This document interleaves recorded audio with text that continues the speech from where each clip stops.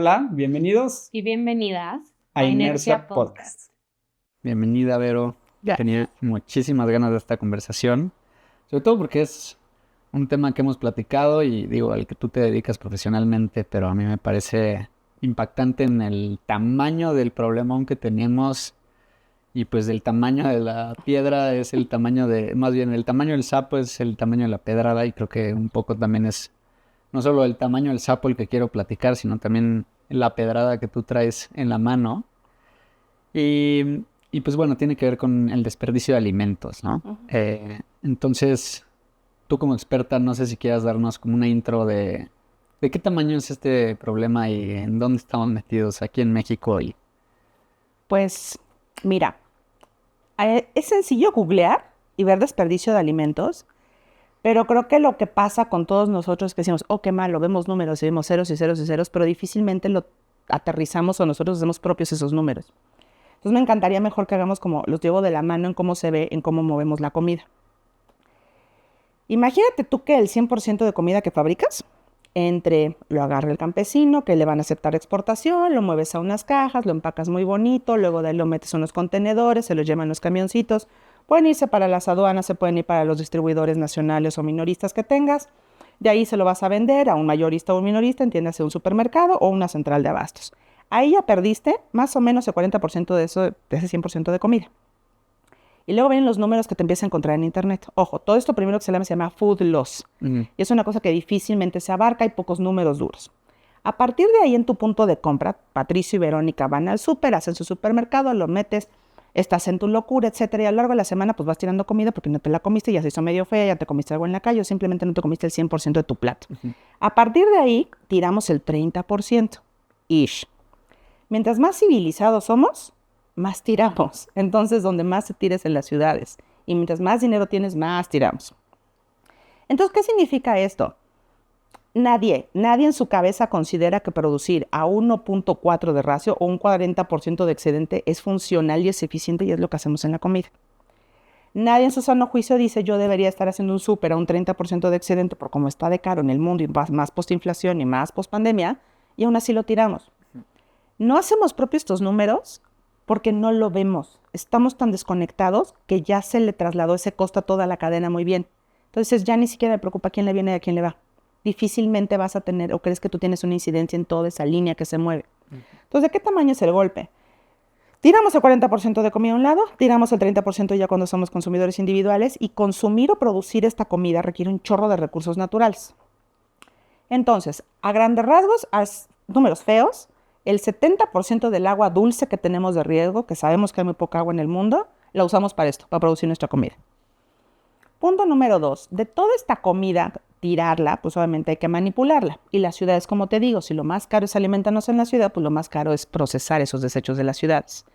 Las ciudades más o menos se estima que lo que están dejando de ganar o lo que está evaluada esa pérdida de alimentos son unos 400 billones de dólares. O sea, es toda una industria ese desperdicio, ¿no? Y realmente se ha destacado poco. Tercero, lo que tenemos ahí es cuánta gente dejaste de alimentar.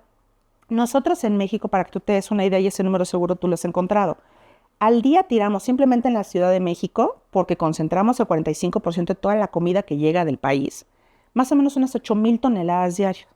Súmale que más o menos nosotros como mexicanos comemos entre 750 a 1 kilo más o menos de comida diaria. ¿Cuántos humanos estás alimentando diario que dejaste de? 8,000 humanos, ¿no? 8,000 mexicanos que están dejando de comer diario en la Ciudad de México. Entonces, ese es el tamaño del golpe. Hay un nivel de distorsiones entre qué nos cuesta a los que sí podemos pagarlo, los que no pueden pagarlo definitivamente no van a acceder. Las ciudades tienen un costo adicional y todo este costo adicional, además de manejarlo, lo van a meter a través de rellenos o lo abierto, etcétera, depende de qué tan civilizada sea la ciudad. Entonces viene el otro número horroroso. La cantidad de emisiones que eso genera, entendiéndose metano, que es una grosería, para que tú te des una idea, simplemente por ese tipo de desperdicio que hemos generado, de que empezó la revolución industrial en 1900, ahorita, en los últimos 5 años nosotros hemos contaminado más que ese tanto. O sea, estamos así on fire, estamos en nuestro mejor momento, somos eficientes contaminando y no lo vemos. Entonces, ese es el tamaño del problema, una distorsión completa que cada vez se ve mucho más marcada en los recursos naturales, en la gente que nos alimenta, en estas brechas de alimentación y de ingresos que tenemos, en cómo lo manipulan las ciudades, pues seguramente ya lo entiendes tú, cómo se siente el aire. Sí, completamente.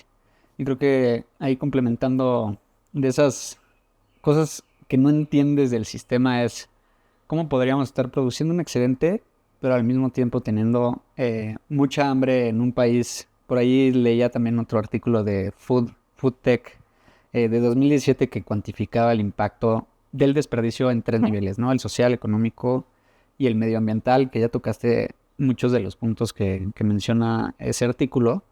Pero otro es, no hace sentido que un sistema produzca más del 100% del alimento que necesitas para alimentar a todo un país y al mismo tiempo tengas a un buen porcentaje de la población que estaba ahí cuantificado en este estudio de 24 millones de personas sufriendo de hambre en México, ¿no? Ajá. Entonces sí, son de esas discrepancias que también me hacen así en la cabeza. Ahí te voy a, o sea, voy a hablar como el abogado del diablo. Voy a hablar por la industria de alimentos. Dices que no entiendes el sistema, pero tú activas el sistema y yo lo activo cuando voy con mi tarjetita o con mis pesitos a comprar al supermercado. O sea, los productores de alimentos tenemos un reto. Para 2050 tenemos que duplicar la cantidad de alimento que tenemos en los estantes a disposición de la gente. Tienes que hacerlo con etiquetas verdes, menos azúcares, pero más tiempo de vida en anaquel. Tiene que verse muy natural, pero lo estás trayendo desde Japón, desde Dinamarca. Quieres atún fresco, quieres frutas solamente las que son sugar candy, que vienen en California. O sea, quieres toda la disposición. Se tiene que ver además de todo con empaques todavía biodegradables. Tienes que meterle menos azúcar además de todo. Lo tienes que hacer menos costoso porque cada vez menos gente tiene acceso para esta comida. Y además de todo con tu perfil de consumo que te acabo de decir, todavía tiras el 30% porque si lo puedes pagar, lo puedes tirar. Entonces dices que no entiendes el sistema y lo puedo entender, pero quien tiene la llave para accionarlo Sí. es el que está generando ese sistema. Y justo lo hacemos porque lo que te digo, no lo entendemos, ¿no? O sea, entonces es difícil entender cómo funciona el sistema, pero lo que te puedo decir es como buen mercado negro. Los mercados negros operan de una manera en que si el mercado regulado no funciona, entonces tú empiezas a tener una serie de variables que tú lo entiendes muy bien y se va haciendo un Frankenstein extraño hasta que se ajusta a lo que el mercado va queriendo. Eso se ha vuelto la cadena de suministro de alimentos. Entonces no lo vas a entender porque una lógica lineal racional no haría sentido. Esto es lo que dices. Produce un ratio de equitantos. Tienes, por ejemplo, delegaciones que producen comida activamente como Milpalta o como Xochimilco, que además tienes 17% más o menos de gente que no puede comerlo, ni siquiera tiene la comida garantizada 3 veces al día. O sea, no tiene la diaria, ¿no? Entonces dices, ¿cómo puede pasar? Por esto, por este hermoso Frankenstein que tenemos. La comida no te llega de Xochimilco, la comida no te llega de Oaxaca. La comida llega, se centraliza, se empaca en el norte, vuelve a bajar, te llega a la central de abasto de ahí y empieza toda la distribución. Entonces ya pasaste por 3 rutas. Tienes toda la razón, no hace sentido en un lineal, pero el sistema funciona porque nosotros hemos movido ese sistema, porque nosotros estamos diseñando y modelando como consumidores ese sistema. ¿Dirías que ese es el principal problema, como la falta de, o sea, del por qué estamos aquí, la falta de conciencia de quienes ponemos el voto con nuestra cartera y nuestra tarjetita de crédito?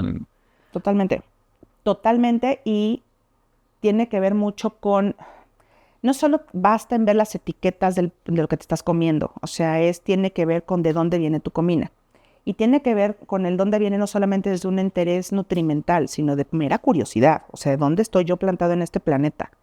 O sea, un ejemplo que me gusta ponerles es, ¿tuviste alguna vez mascotas de niños de pollito, pececito o algo? Sí, sí. Ok, creció eventualmente. Sí. ¿Te lo hubieras hecho mole?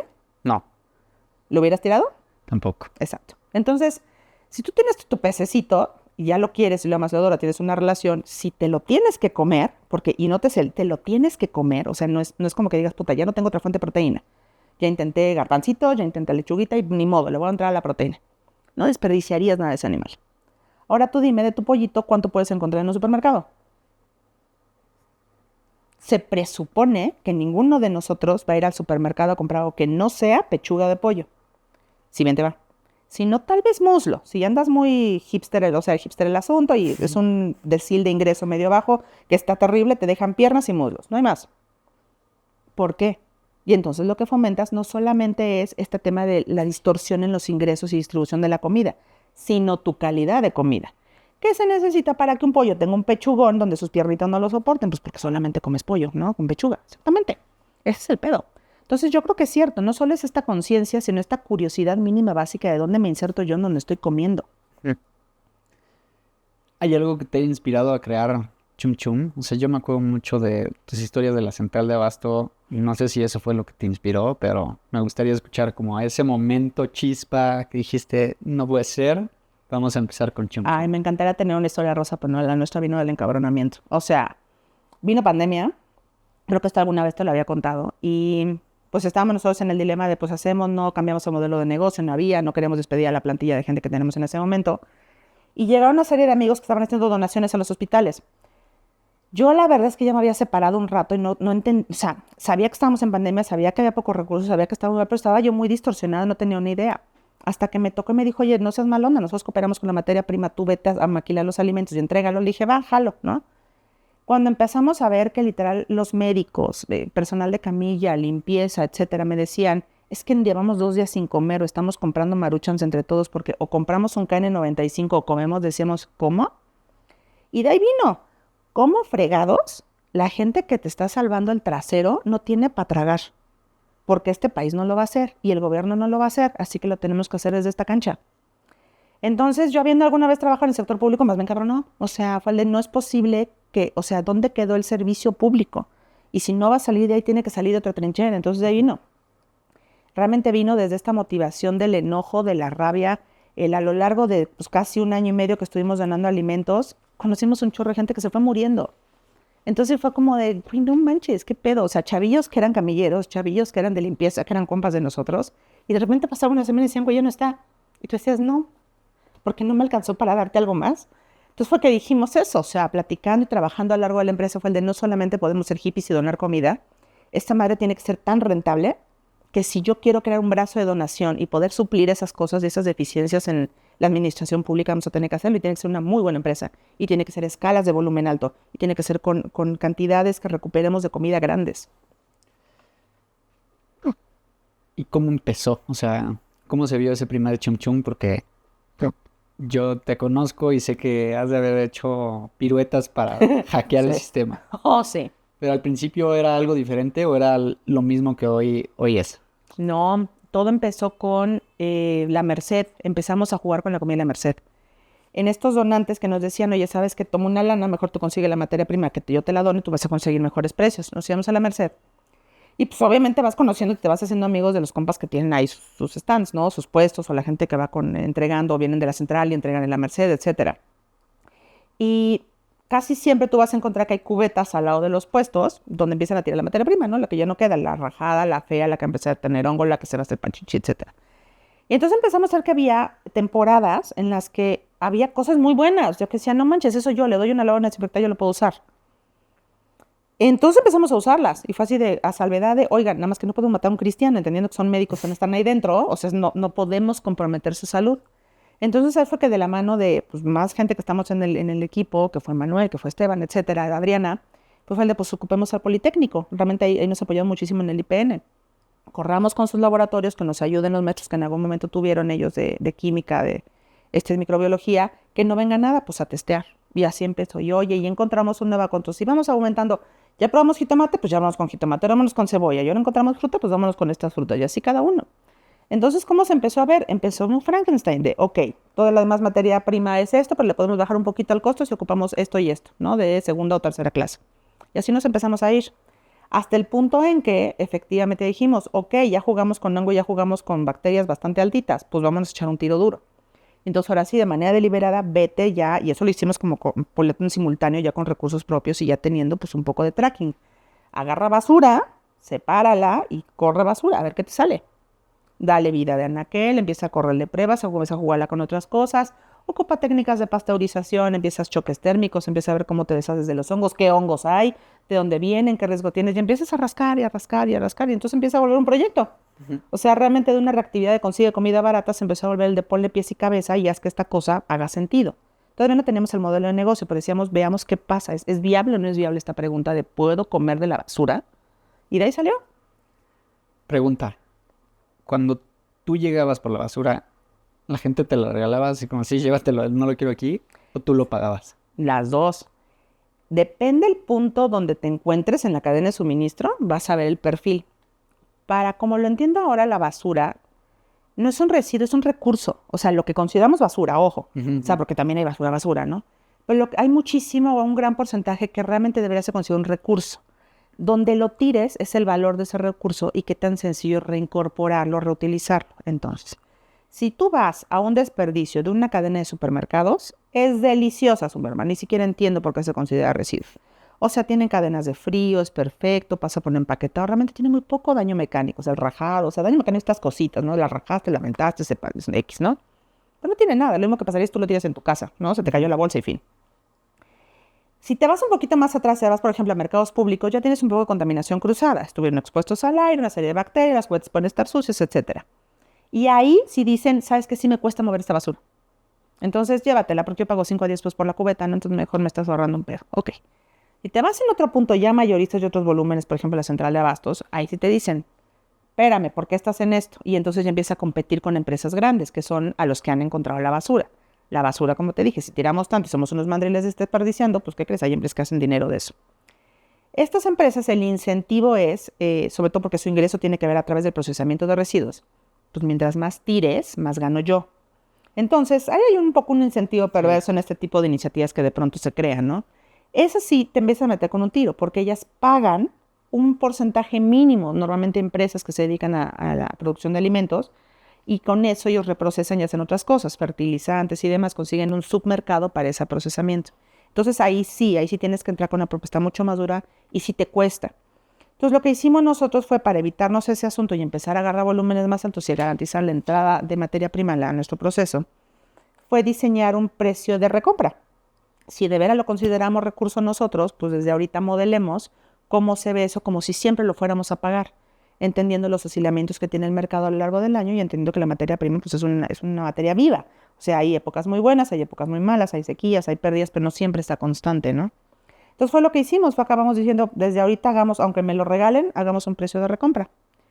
Ese precio de compra funcionó algo cagado porque no solo nos resultó para que la gente nos dejara las cosas, sino las empezara a cuidar. Está pasando algo en este momento que es como el mercado de PET, no sé si tú te acuerdas, porque es muy chavo, cómo funcionó la recuperación de PET de las botellas. Pues agregaste incentivos, me imagino, ¿eh? Exacto. Exacto, no existía. La separación realmente estamos muy en pañales en separación nosotros de basura. Pero al entender un valor como la lata, el aluminio, el cartón, que le puedes revender, la gente dice, oh, hace sentido buscarlo, pepenarlo y revenderlo. Entonces ahorita ya tenemos un grupo de 14 mujeres de la central de abastos, que son nuestras pepenadoras. Entonces lo que hacen es eso, pepenar de los contenedores de la central de abastos, nos consiguen esta materia prima y nosotros las pagamos. Y está súper chido. Esa parte no me la sabía, pero No, me hace completamente es sentido. algo que está pasando, o sea, no lo veíamos venir, sino en este tratamiento de cómo le das ese valor y en lugar de ser un residuo, es un recurso, empezó a generarse un mini mercado de, oye, ahora ya le dije a mi comadre, oye, ¿vas a pedir más? Déjame, le pido a doña no sé qué, fíjate que me llevo con la china, ¿no? Entonces, empezaron a juntarse el de cuándo me lo vas a pagar, ah, pues si tú me tienes tanto, te pago tanto. Y se está generando eso, y yo creo que está bien, o sea, lo que debemos de generar es como un pequeño gapcito ahí de, ojo, esto es un producto que tiene un valor, genérale la separación correcta. Y esto tendría que permear en todos estos puntos que te digo de la cadena de suministro, ¿no? Sí, completamente. Y digo, para quien nos escuche, es invitación también al episodio de economía circular, porque justo lo que está diciendo Vero, de en dónde te ubiques en esa cadena, va a conectar muchos de esos puntos, porque al final Chum Chum promueve la economía circular y creo que es un ejemplo perfecto, ¿no? Entonces me voy a regresar ya con este contexto y de cómo empezó. Cuéntame hoy qué es Chum Chum, cuál es la misión, explícanos como si estuvieras pichando qué es lo que hacen para quien no sabe qué es Chum Chum, conozca claro. mejor qué es lo que hacen hoy en día. Claro, claro. Pues ya lo oyeron, ¿no? Se agarramos de mercados. Básicamente lo que hacemos es jugar con basura. O sea, agarramos lo que tiran los vendedores de frutas y verduras en la Merced, en la central de abastos, y eso lo reprocesamos, lo juro que de manera muy segura. Seguimos un chorro de controles químicos y hacemos testeo y tenemos un laboratorio interno. Y sacamos al final algo que se llama línea base. La línea base son salsas listas para usarse, sazonadores, purés, en fin, otro tipo de condimentos que usas tú en una cocina a volumen, pues. Nosotros estamos enfocando en food service porque es la manera más rápida en la que nosotros movemos grandes cantidades de volumen y hacemos una diferencia real en términos de emisiones y de cuánto dinero o cuántas cantidades de productos se va a un relleno sanitario. Bueno, o landfill, porque nosotros tenemos puro cielo abierto, bueno, fuera que tuviéramos rellenos. Ahora, algo es interesante, en ese proceso de estar jugando con la basura, la verdad es que desde finales del año pasado empezamos con corporativos a decirle, ¿qué pasa si juego con la comida de otros? Y entonces la verdad es que hay muy buenas empresas, que no puedo decir sus nombres por temas de confidencialidad, porque trabajar con basura es un tema sensible todavía para todos, donde nos dijeron, va, jalo, ¿no? Métete conmigo, ve qué encuentras y ven que me lo puedes regresar. Las primeras dos fueron muy escépticas y fue así de, ay, si estos qué van a hacer, ¿no? Si yo ya se lo vendo al de que hace ganado y yo ya se lo vendo a una empresa que procesa esto, pues, ¿qué me van a dar? Y no, resulta que cada producto trae varios millones de ahorro, ¿no? Entonces, cuando empiezan a ver que es algo rentable, dicen, ¿cómo? ¿No? Y entonces eso es lo que se está diversificando y en lo que nos estamos especializando en Chom Chom. La línea base corre, se la vendemos a hospitales, se la vendemos a hoteles, se la vendemos al aeropuerto, o sea, hay clientes duros. Si ustedes han viajado a una sala de espera, seguramente se lo han comido. Sí. Pero es un poco de closet, pero sí se lo han comido. Y por el otro lado ya estamos entrando con números más duros que nos dan una dimensión de lo que puede volverse esto Chom Chom y de lo que podemos lograr si hacemos esto como una medida de circularidad dentro de las empresas.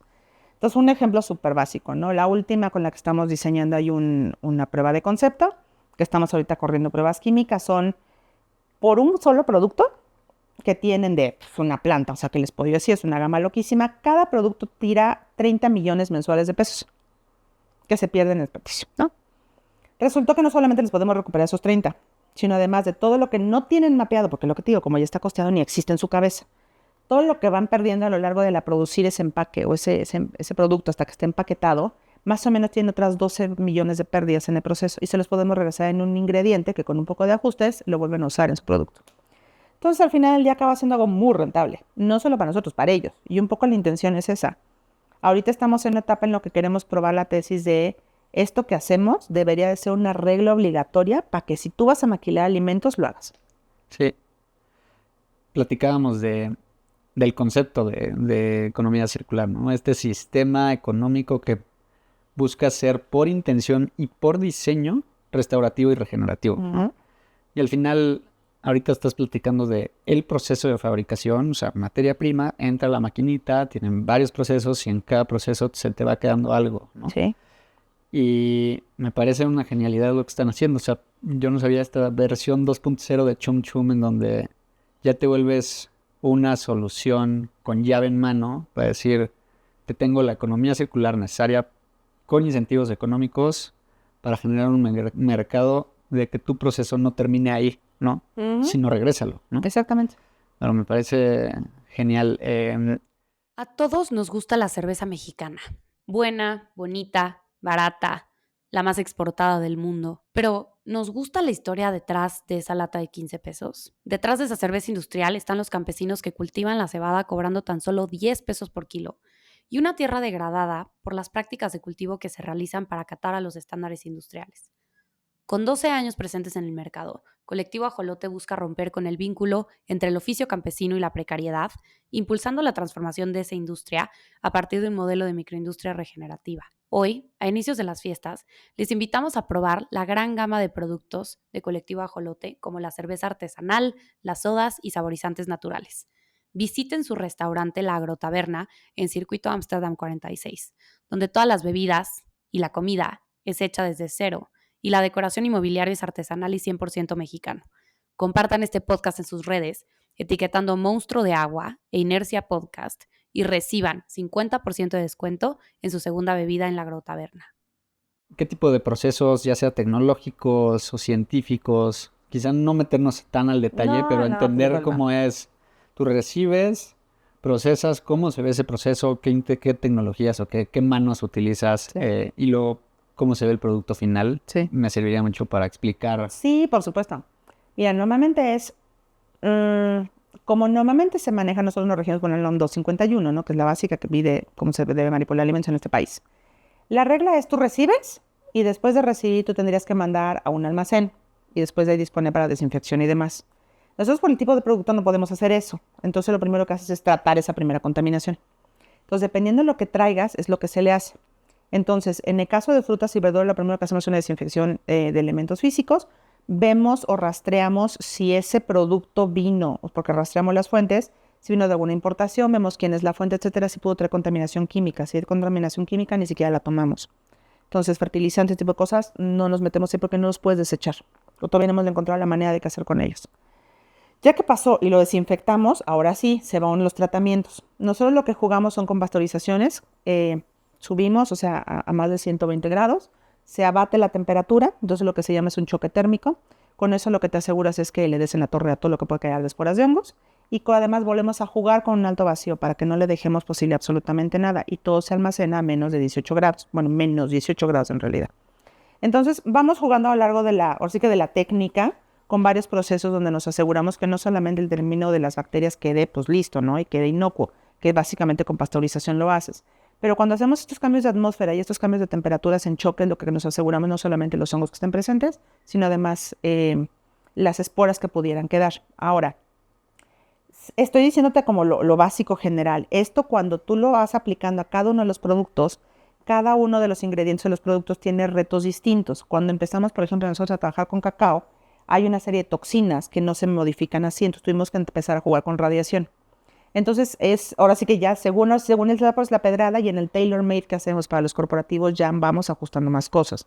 Ahorita lo que vamos a introducir es empezar a jugar con autoclaves, que es obviamente lo mismo, cambios de atmósfera y cambios de temperatura en otro volumen y mucho más graduado, más cuidado para poder ser más eficientes en consumo de energía. Pero básicamente es la misma premisa. ¿Qué termina al final? Lo que te digo, un producto listo para usar. Es como si tú abrías tu paquetito, de nuevo, sí, se va a hacer comercial.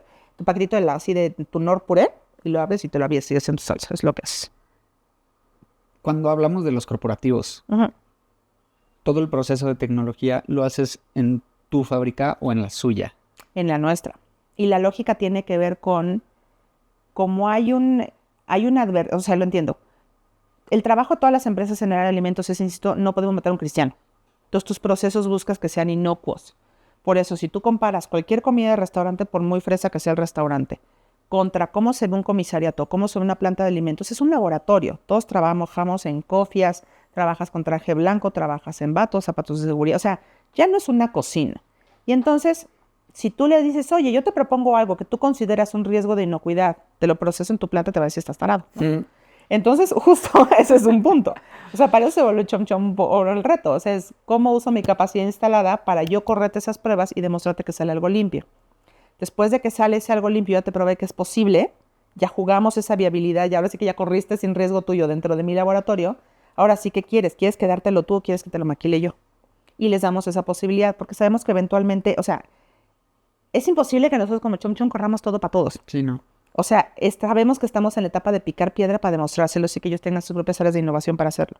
Pero en lo que pasa, es una buena transición ayudarles a decirles, ¿quieres que te ayude? Te lo hago. No, me encanta. Me encanta hacia dónde se está migrando. Yo también. Quizá, Creo que podemos hacer muchos, y yo también. Quizá, digo, obviamente los productos que son de las empresas son confidenciales, pero los que hoy vendes, ¿qué tipo de productos son? O sea, yo soy un ciudadano a pie, digo, sé que va más hacia restaurantes, hoteles, etcétera, lo que nos decías. Sí. Pero si yo quisiera comprar, Patricio, algo de Chum Chum o saber qué tipo de productos son, ¿cuáles son estos? O sea, ¿qué sale? Normalmente son salsas, sé, pero no sé si hay algo más que quieras destacar. Tienes 4 líneas de salsas. Tienes un confit de ajo que no lo ves tú, pero lo usan los chefs que normalmente cocinan para ti. Ves pasta de jitomate. Ahí tenemos distintos grados de pasta de jitomate y con casé de jitomate. Digo, casi todos son como bases o ingredientes que tú compras como en cocinas grandes y que usan los chefs, usan las mayoras, usan los cocineros para preparar cosas que van a llegar a tu plato. O sea, tú difícilmente vas a poder llegar a verlo. Y la lógica de eso tiene que ver porque nosotros la verdad es que no hemos enfocado como marca y como empresa a construir esa marca de tú, Patricio, siéntete orgulloso de comerte esto, en lugar de sentir que te estoy dando basura. Mi percepción individual, ahí sí no es la de todo el equipo porque hay más hippies que yo, es que todavía no estamos listos para ese switch. Justo te iba a preguntar, ¿cómo se vive ese tabú por parte de Chum Chum? O sea, en con convencer... colitis, pues ¿cómo se va a vivir? O sea, todo el tiempo es este tema de brinca, o sea, tenemos, ya te lo digo siendo abogada, entonces la crítica también viene para acá. El sistema jurídico me parece que está de un rezagado y yo sé que hay gente que ha parodiado mucho la taxonomía sostenible, creo que es un buen primer ejercicio, pero ahí te da una idea lo cuadrados que estamos, o sea, ni siquiera existe el reciclado de alimentos, o sea, no existe en su cabeza este tema de hacer compatibles unos son de maneja residuos y al mismo tiempo esos pueden ser de maquila de alimentos, o sea, no existen, no son compatibles, no pueden estar juntos, CEDUBI nunca te va a dar nada para eso, ¿no? Entonces así se vive, es un reto constante el hacer algo que en tiempo real está funcionando, que de manera fáctica funciona, que de manera microbiológica ya probaste que no hay un riesgo, pero que políticamente, jurídicamente y anímicamente todavía no estamos ahí. ¿Crees que en algún punto, digamos, estoy comiendo basura de manera orgullosa o si hay algún país en donde ya están orgullosos de comer basura que quieras destacar. Yo creo que es eso, nunca vamos a estar orgullosos de comer basura. Pero, ¿qué pasa si no lo consideras una basura? Sí, al final o dejar de entender la basura como la entendemos, ¿no? Ese mindset tarda un rato. Y necesitamos varios en el camino picando esa misma piedra, haciéndolo también desde un campo completamente mediático, donde hagas este cambio de mindset durísimo, donde digas, ay, claro, o sea, porque ni siquiera tendrías que verla. O sea, nunca tendría que llegar basura donde yo diga, la recupero. Sí, ¿no? Tendría que haberse quedado en el primer paso. Sí. O sea, las cadenas de supermercados nunca debieron de haber mandado basura. Tendrían que haber una planta de preprocesamiento donde tengan eso y lo regresen en una marca blanca. O sea, nunca debió llegar. Ahora, este orgullo que tú dices, me parece que ya empezaron los primeros pasos. En Estados Unidos está la Upcycling Association. Y justo están generando una serie de sellos donde tienes un porcentaje de reciclaje, que tanto puedes meter, etcétera, en los alimentos, y les dan un valor agregado. Y se vale que sea más caro porque estás consumiendo eso. Te genera obviamente menos huella de carbono, es menos agua, menos estrés para varios recursos. Entonces sí, la gente ya se empieza a sentir orgulloso. Pero tiene que ver muchísimo con cómo lo fraseas. En este punto nosotros estamos más en el punto de cómo recupero muchas cantidades, porque la verdad es que el reto con nosotros es la cantidad de basura que generamos, o sea, en toneladas, ¿no? Entonces es cómo muevo esas toneladas en friega para hacer un cambio en términos de entorno, de calidad de aire, de temperatura, de agua en nosotros. Y después nos peleamos con la marca. Hoy día no es nuestra prioridad, pero reconozco que hay gente que ya lo está haciendo y me parece que lo está haciendo bien, sobre todo en Europa. Pues ojalá, me encantará ver ese cambio de perspectiva. Y digo, al final es parte del mindset de cambiar regresando otra vez al episodio de economía circular, de un proceso lineal de producción. O sea, voy, extraigo, cosecho, como, tiro a la basura, ¿no? Al final no, o sea, me queda muy claro cómo lo dices tú hay varios procesos, desde llega la materia prima, lo proceso por primera vez, lo empaqueto, etcétera. Todo eso va dejando, no basura, sino la merma, ¿no? No, pues dejas trazas, es obvio, o sea, no puedes no hacer algo sin que haya una energía, un excedente en algo, es normal. Ahora, lo que haces es interesante por cómo lo dibujas con tu mano. El tema es que, y pensando en cuándo vamos a llegar y si estamos listos, tienes tu proceso lineal y la circularidad al día de hoy, los primeros esfuerzos se ven como en la colita, en la final. haces esto. Cuando realmente tendrías que hacer esto. Y eso implica que todos los que estamos metidos en esa cadena de suministro tendríamos que tener ese proceso así. Sí. Y hoy no hay. Entonces, insisto, creo que es un buen primer esfuerzo al final, ahí vamos, pero falta un chorro para picar piedra. Y sobre todo porque es una industria vieja, es una industria que está en manos de muy pocos. Alimentarnos, como te dije, tiene un reto, o sea, de verdad están cabrones en la industria de alimentos.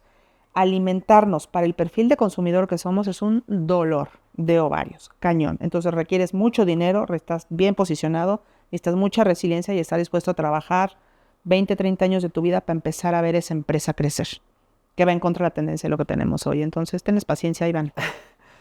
No, y digo, es preocupante lo que decías, ¿no? También de dónde realmente están los incentivos, quién está ganando en generar este desperdicio y si realmente hay mucho incentivo es pues ir contracorriente, romper un poco esos paradigmas y crear otro modelo, pero con el apoyo de otros actores que quizá no lo veían y hoy gracias a empresas como Chum Chum empiezan a ver ese valor. Sí. Decir, pues perfecto, en vez de dárselo a alguien que se lo llevo dando, me lo quedo yo y mejor cambio y rediseño mi proceso y genero otro tipo de productos. Total. O cambio mi proceso por diseño y lo hago más barato, ¿no? Total. Entonces creo que me parece espectacular. Me voy a pasar a la parte como de números de Chum Chum. Va. Resultados que quieras destacar o historias así que te hagan brincar de alegría o llorar de tristeza. Algo que quieras destacar de qué han logrado en nuestros... ¿Ya cuántos años van? Pues mira, enfocados a B2B llevamos ya 3 años. Ya 3 años, qué locura. Ok. Y en general, pues se fue de pandemia, no, empezó antes de pandemia, ¿no? Empezamos antes de pandemia y empezamos con esto que te decíamos de donaciones. Y luego fue pivote. Y realmente, pues empezamos con ustedes. Básicamente, así cuando nos conocimos, Pato, empezamos a hacer el cambio a B2B. O sea, realmente nos enfocamos a pura industria. Y desde industria ahorita, hijo, la verdad es que sí, algo que me tiene muy orgullosa. De todos los clientes que han pasado desde hace 3 años, hemos perdido uno. Y fue porque no pudimos surtir y eso me tiene muy orgullosa. Entonces, no estamos matando a nadie, se los juro. Entonces, es una buena validación. O sea, no solamente en términos de mercado que sabemos vender, sino por el otro lado, es lo que te estoy vendiendo es bueno, ¿no? Entonces, eso me da mucha paz mental siempre. Segundo, me encanta. batallamos durísimo. Ahora sí que viene lo malo junto con lo bueno y porque me gusta lo bueno. Cuando creces, nadie te cuenta que no basta que eres muy bueno haciendo lo que haces. Sino eso, cuando empiezas a crecer, requiere muchas habilidades blandas dentro de ti, de tu equipo, y además volverte a insertar en la realidad de cuál es tu industria. Entonces para nosotros fue, ok, empieza a lidiar con mercados negros en la central de abastos, distribuidores, la cadena de frío que odio sin control ni medida, pero no me puedes hacer todavía de ella porque contamina un chorro y es carísima. O sea, ¿qué pasa con tus compradores? ¿Qué pasa con los distribuidores nacionales, los importadores? Y entonces empiezas a ver qué dices, oh Cristo. Y curiosamente ahorita una cosa que me da mucho orgullo son los dichosos happy problems que me tienen verdaderamente en colitis. No podemos surtir la demanda. O sea, nuestra demanda ahorita está topada, la tenemos más o menos como unas 8 o 9 toneladas mensuales y ya nos precontrataron ahorita 314 toneladas. Entonces es muy bonito porque se lo estamos haciendo muy bien. O sea, las empresas a las que nos tienen precontratado esto saben lo que hacemos, saben de dónde viene, o sea, tienen muy claro esto y están dispuestos a apostarles. Te lo voy a consumir porque yo a su vez lo voy a revender, lo voy a alimentar, lo voy a usar como un ingrediente. Entonces eso me da mucho orgullo, saber que hay empresas nacionales, empresas internacionales también que dicen, güey, me gusta tanto lo que estás haciendo que estoy dispuesto a apostarte, yo te ayudo a crecer. Entonces nada más ahí estamos en nuestros pañalitos de cómo crecemos, ¿no? O sea, tu plan de expansión ahorita para Chum Chum es generar la capacidad de, en cuanto a proceso, todo lo que decías de, pero ya no nada más para 8 toneladas, sino para 400 quizá. Nosotros tendríamos que estar, tenemos un modelaje, la planta tendría que estar procesando por lo menos unas 1,500 toneladas diarias. La lógica es, piensa esto, si tiramos diario 8,000 en la Ciudad de México, yo me estoy quedando corta. ¿Sí me explico? Entonces realmente la tirada es deja la línea base que siga creciendo como una empresa tradicional de alimentos y que siga su rumbo y serán 20, 30 años de vida. Pero por el otro, la capacidad instalada nos tiene que servir este laboratorio. Ahorita un poco tuvimos la oportunidad de visitar y conocer a la gente que está operando la planta de carbonización hidrotermal. No sé si lo ubicas. No. La acaba de inaugurar el último gobierno de la ciudad. Es una belleza, un reactor increíble que lo que hacen es toda la basura orgánica, cambios de temperatura, presión, etcétera, generan un carbón al final, que eso se usa como energía para empresas paraestatales, sobre todo de energía. A mí no me aprende tanto el carbón, pero pues al final del día se considera un carbón net cero por la normativa que sigue. Entonces lo que ellos nos decían es, tú deberías de estar antes que yo, tú tienes que ser el portero. Antes de que yo haga todo esto, usa la comida que sí te sirve. Me llegan trailers de cebolla, o sea, ¿por qué no haces comida real? Entonces un poco la intención es esa, más bien el laboratorio que nos sirva para correr cosas que yo pueda dejar implantado un gobierno y ahora sí, haz comida para quien lo ocupa. En eso tendría que acabar. Sí. O sea, realmente esa es un poco la tirada de lo que vamos. O sea, la línea base es linda, nos sirve para modelar, nos sirve para probar cosas nuevas, nos sirve para generar un flujo constante. Pero realmente lo que tú decías, yo en Chum Chum está migrando en ese tema en cómo lo que hago alianzas estratégicas con otros gobiernos, con otras empresas, con paraestatales, con corporativos, que me permite escalar el impacto de lo que estamos haciendo y hace una diferencia real. No solamente gana dinero, alimenta gente. ¿Cuánta gente trae sin comer diario? Y creo que es algo que pasa mucho en el emprendimiento social y no sé si entendí bien tu idea. Al final es esta parte de la línea base en donde estás destinada a ofrecer un producto y quizá ahorita lo que decías del gobierno, pues debería estar destinada a darle a las personas que no tienen que comer. Dirías, en un mundo ideal, Chum Chum debería existir. Lo mejor es que dejara de existir, ¿no? Es correcto. ¿Por qué? Porque solucioné el problema. Claro. Pero me parece genial como entonces te vuelves como una punta de lanza dentro de las industrias para ir abriendo un camino de, pues dedícate a repensar todo esto, ¿no? Y ahí sí hay una batalla infinita, con infinitas posibilidades para seguir abriendo mucho camino, ¿no? Estaba oyéndolo otra vez, fue en una conferencia y estaban hablando de los wow moments, que es una gran manera de impactar y cómo dejas y qué referencias, ¿no? O sea, a lo largo de tu día tú consumes cosas, la premisa es, tú consumes a lo largo de tu día un chorro de cosas chidas, ¿no? Cepillo de dientes, tu ropa, tus zapatos, tu jabón de baño, etc. Pero difícilmente recomiendas algo, o sea, te tiene que generar un wow para que digas, güey, tienes que probar esto. O sea, must, ¿no? Y dije, qué cagado, porque sin quererlo y sin aprenderlo, ahora ya te estamos estudiando más. Es lo que hacemos, la línea base nos sirve para eso. Cada vez que nos sale un cristiano corporativo diciendo, no, eso no es posible, ¿cómo no? Te invito a desayunar y los chilaquiles que les sirvo es eso. Entonces, justo ha servido para validarnos que sirve. Ahora, que en el proceso deja dinero es padrísimo, evidentemente, ¿no? O sea, es lo que nos ha mantenido, nunca hemos necesitado inversión hasta este punto. Literal, todo ha sido bootstrapping gracias a esa línea tan noble. pero es insuficiente para el perfil de consumo y desperdicio que tenemos en este planeta. O sea, mi tirada, mi sueño guajiro así increíble, sería denme la oportunidad de jugar con los gobiernos. O sea, yo te regreso comida para la gente que lo ocupa en los municipios, en gobiernos que tengan ya un trabajo más adelantado en separación de residuos, empresas de la industria de alimentos, claro. Esa debería ser la tirada. Voy a regresar a la siguiente pregunta. Ok. Hoy, ¿cómo miden el impacto o cómo entiendes el impacto de Chum Chum? Pues mira, medimos todo. Como todo el tiempo estamos en modelaje y en ese tema que es un poco laboratorio, no ha sido una bonita consecuencia que justo las métricas medioambientales ya están. Entonces, ¿cuánto entra de materia prima que viene de desperdicio? Pues se pesa. ¿Cuánto sale de producto en rendimiento? Se pesa. ¿Cuánta usamos en el proceso? Se tiene. Como nosotros le reportamos a nuestros clientes en su facturación cuántas emisiones se evitaron y cuánta agua ahorraron, tenemos para cada subreceta los ingredientes que se toman y cuánta agua se toma para producirlos. Entonces los reportamos. Versus, obviamente, lo que nosotros consumimos para producirlo. Cuánta energía consumimos para ello y hacia dónde está modelada la planta que tiene que tener esa reducción en escala y en automatización. Sí lo medimos todo. O sea, energía, residuos, agua, entrada, materia prima. Sí, somos unos loquitos. O sea, sí. Y en algún punto, pues quizá es el cambio de mindset que generó menos residuos, ¿no? O sea, Exacto. es irte al origen, ¿no? Exacto, y acabas de decirlo. Siempre como, es que bien lo dicen, o sea, lo que no puedes medir no lo puedes mejorar. Entonces, como siempre tenemos en mira estos números, es mucho más sencillo para nosotros decir, aquí no va. No hace sentido seguirte clavando acá. Entonces, ¿cuál es el siguiente? Vete a los supermercados. Entonces, ahorita lo siguiente que estamos ahorita empezando a trabajar. Si tienes tú como supermercado tan buenos controles de calidad, tu materia prima es impecable, incluido lo que consideras residuo. Eso deberíamos de trabajarlo, porque va a consumir menos trabajo, menos energía, va a generar menos residuos y va a salir más materia prima lista para ser consumida.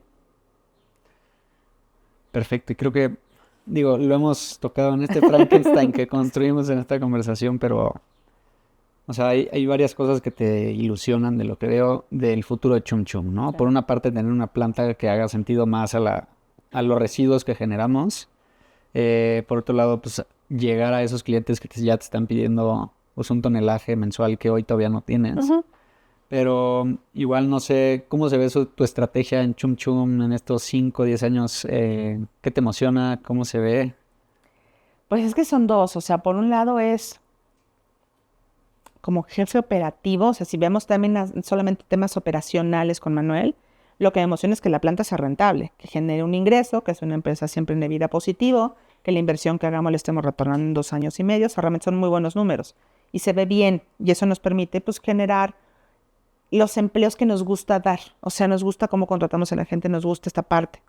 Ahora, en una proyección mucho más amplia, ya viene la hipiosidad de CEO, yo sí estoy en este mundo de denominación mundial, o sea, esta cosa en menos de 5 años yo la tengo que estar corriendo por lo menos en 3 países. Y ahí voy, ya me clavé con la primera empresa, nada más es que me abra sus plantas ahí en Chile y Argentina y ya estoy. Entonces, esa es la intención, empezar a generar este precedente para que en 5 años estemos reformando cómo se considera la norma en los códex. ¿Qué excepciones podemos hacer a los típicos estándares sanitarios de Códex Mundial que nos rige a todos los países? Para decir, si tú haces esto con este grado de inocuidad, se vale que uses, y no solo eso, después se vuelve un imperativo que hagas tu reciclaje de alimentos. No, me parece espectacular. Creo que ya nada más sería como mi última pregunta. ¿Qué mensaje dejarías a alguien que puede reducir su huella o en general a la audiencia en cómo contribuir a la causa que Chum Chum está peleando? Ya sea directamente con Chum Bueno. Chum o de su propia trincherita. ¿Tú qué dirías que es la mejor recomendación? Pues entrar no hay trincherita, o sea, lo que te decía. Es interesante cómo lo expresaste, porque dijiste trincherita pensando en el consumidor individual. Estoy segura, te lo puedo firmar. Y no es cierto. Es lo que te decía, los consumidores modelamos el mercado. Van a ponerte en el anaquel lo que tú pidas. Y lo van a poner en las presentaciones que tú pidas. Entonces, si tú cada vez que vas al súper, vas al cine, vas al restaurante, sigues pidiendo porciones this big y dejas esto del plato, la señal para el cliente, o digo más bien el señal para el restaurantero, la señal para quien te lo está diciendo es, le gusta desperdiciar tanto, pero necesita ver esto en el plato. Si tú cada vez necesitas ver menos, que eso por ejemplo, ahí es otro patrocinio, Grupo Tox lo ha hecho muy bien, ha rediseñado muy bien sus porciones. Va a ir cambiando poco a poco, entonces no hay trincherita. Punto número 2 que te diría, por favor, activen la curiosidad mínima básica en la vida. O sea, Agarren sus empaques y vean qué traen, carnales. O sea, si tú ves que tu crema, tampoco voy a decir que marcas, pero tú volteas tu crema así para tus chilaquiles y empiezas a ver que tiene algo más que suero de leche y leche, hay un pedo. O sea, si ya traes 5 o 6 cosas más, está respondiendo a cosas que tú estás pidiendo. ¿Quieres un producto con una vida de anaquel que mínimo tenga 3 meses en un estante para que tú te sientas libre paseando por los pasillos del supermercado? Don't. ¿Por qué? Porque esos que sí son grandes, que tenemos la capacidad, bueno, yo todavía no, pero ahí voy, que tienen la capacidad de hacer este tipo de formulaciones tan complejas químicamente, tienen la capacidad económica y tienen la infraestructura para hacer esos cambios. Presiónenlos para que justo lo hagan, empiecen a demandar cosas de ese perfil. Entonces, va por ahí. O sea, la trincherita para mí no es tan trincherita. Sí, no, O sea, estoy para de mí es acuerdo. a mí la primera trinchera, el primer campo de acción, la llave en mano, viene de nosotros como consumidores. Investiga de dónde viene, investiga qué te estás comiendo, no compres si no es, o sea, por mucho que te encante esa marca de crema, por favor, intenta otra que tenga otras cosas. En la medida en que vaya cambiando eso, va a ir cambiándose lo que tú vas a ver en los estantes y vas a obligar a que la cadena de suministro se mueva. Todo lo accionamos hacia acá. Si eso está, los que te lo venden van a cambiar y van a exigir otras cosas y los distribuidores no van a poder ya colocar esa venta y entonces los productores van a decir qué fregado está pasando y van a tener que rediseñar el producto. Y al hacerlo van a tener que cambiar a lo que está materia prima y van a decir necesito cosas más frescas que vengan así, no tan ultraprocesadas, que tengan con esto con mayor rotación. Ese es así de entrada. Ahora, si tienes posibilidad en tu corporativo y tú te dedicas a eso, por favor busca que te suministren alimentos, ya sea tus comedores industriales, ya sea que tengas plantas, ya sea que tengas restaurantes, etcétera. Busca que tengan solución, no solo yo, hay un chorro de emprendedores que están con temas sustentables, que los consuman activamente, no solamente como hay un goodwill, ¿no? Te voy a comprar una pesca, o sea, para los regalos corporativos. No, que sea con lo que constantemente te alimenten. Sí, o promover una estrategia de economía circular. Totalmente, totalmente. Y, y creo que para cerrar, eres una emprendedora ejemplar, Vero, No, ay, gracias, Paco. y creo que has pasado por esos altibajos que se ve que los emprendedores se enfrentan. Sí, nos gusta el masoquismo a todos. Tenemos un No poco. sé, o sea, para el tamaño de retos que tú te has enfrentado, para una industria compleja que tiene muchos retos también de logística, que ya no los platicamos tanto a profundidad, muchos procesos, muchos tabús involucrados, muchos intereses económicos, y aún así sigues y has demostrado ya como un track que tiene un futuro un poco más brillante en esa luz al final del túnel. Eh, ¿Qué le recomendarías a cualquier persona que esté emprendiendo en algo similar como tú y que se está enfrentando a estos retos? Que busquen ayuda. O sea, bien lo dijiste, sin importar el área en la que estés emprendiendo, te estás metiendo en una industria que no es tu core. O sea, por eso son viejos industriales de tantos años, de 2, 3 generaciones. Entonces te estás metiendo a jugar un juego que no conoces. No estás preparado, no hay forma, de donde venga, no hay forma que tú solito estés preparado con tu poco capital, ya sea que hayas levantado capital o estés haciéndolo con recursos propios. Busca ayuda. Y si algo aprendido es que la gente está dispuesta a ayudarte. A quien le pidas ayuda, a quien le pidas que te mentoree, que te ayude con esa experiencia. Entonces lo mejor que diría es sean humildes y pidan ayuda. Se vale decir no puedo, no sé, no lo estoy haciendo bien, me siento abrumado, estoy quemado, odio a todo mundo. Y pedir esa ayuda porque te vas a ir encontrando esos ángeles y esos mentores que te van a ir sacando de pedos te evitan que acabes en el bote. En el caso de nosotros nos evitaron, por ejemplo, temas de mercados negros, evitar temas comparestatales, titularidad de la propiedad de la materia prima. O sea, hay temas interesantes ahí. Otros que nos dan muchísima ayuda sobre cuál es el siguiente paso, para dónde pongo mis 3 pesitos que tengo, cuál es el mejor uso que les puedo dar. Hay gente que te va haciendo exposure cuando menos lo sientes y te van hablando de boca en boca, o sea, como es un poco el tema tuyo, ¿no? O sea, es sin darte cuenta, hay gente que te va abriendo las puertas y va arrasando ese camino por ti. Entonces yo lo que te diría es socializa lo más posible y sé humilde en el crecimiento que estás teniendo. Muchas It's a gracias por darle. todo. ¿Dónde la gente puede buscar más de Vero, de Chum Chum? Muchas gracias. Chum Chum MX, así literal, Chum Chum, como se mastican. Y LinkedIn, ahí estoy. En LinkedIn estoy yo, está mi socio, están otras 2 personas que trabajamos muy pegadamente, como somos como el core del equipo. Y también la empresa, nos pueden buscar ahí. Perfecto, pues muchas gracias, Vero. Espero No, que hayas Paco, muchas disfrutado gracias. tanto como yo. Muchísimas gracias. Muchas gracias. Si para cerrar este año quieres apoyar una empresa regenerativa, recuerda que la cervecería Monstruo de Agua es parte del colectivo Ajolote y es mucho más que una marca. Es un símbolo de regeneración al frente de un movimiento para construir una economía justa y sostenible. Les invitamos a visitar Agrotaberna en Circuito Ámsterdam 46, donde todas las bebidas y comida es hecha desde cero, sin uso de insumos procesados, y donde podrán disfrutar de una bellísima decoración y mobiliario hecho por artesanos y empresas mexicanas.